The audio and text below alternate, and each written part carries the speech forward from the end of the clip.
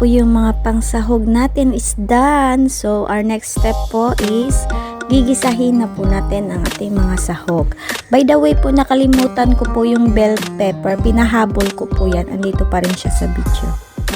So, enjoy watching! Low heat lang po yung gagamitin natin para po hindi masunog yung mga ingredients natin. At saka po, talagang maluto po talaga sila lahat.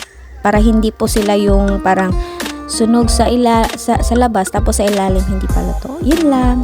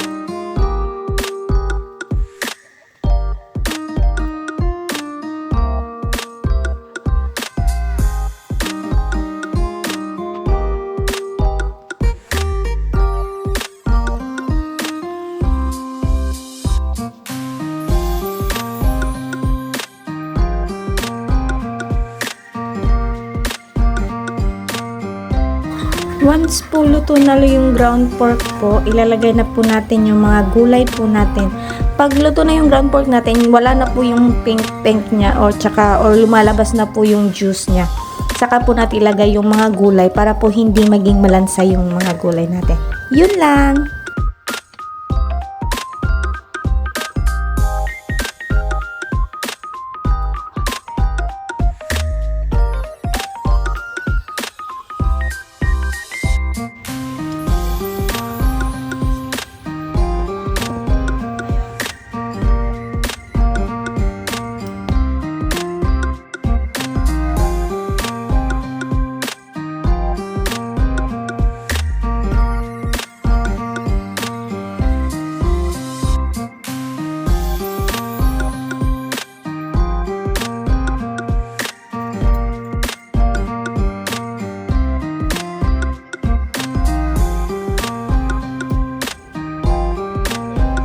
Yung bell pepper po, siya po talaga yung nagdadala ng bango.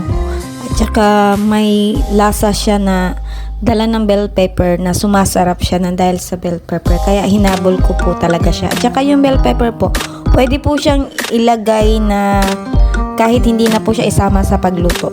It's okay lang po, depende lang po sa inyo. Yun lang. Yan, done na po yung palaman natin sa lumpia, and then ilalagay natin siya sa gilid para po tumulo yung juice niya, tsaka palamigin sila natin ng konti bago natin balutin. Yun lang!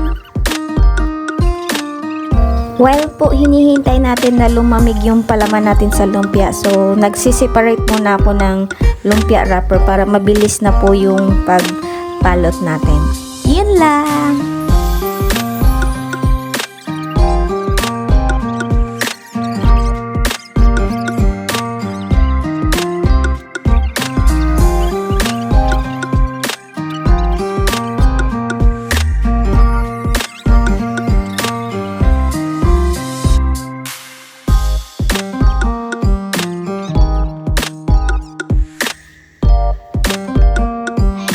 Ayan, let's start na po magbalot ng lumpia. So sa akin po, yung palaman na nilalagay ko is 2 kutsara. Pero po mas maganda po kung 1 kutsara lang kasi hindi siya masyadong matambok. Ako kasi gusto ko yung matambok. Yun lang.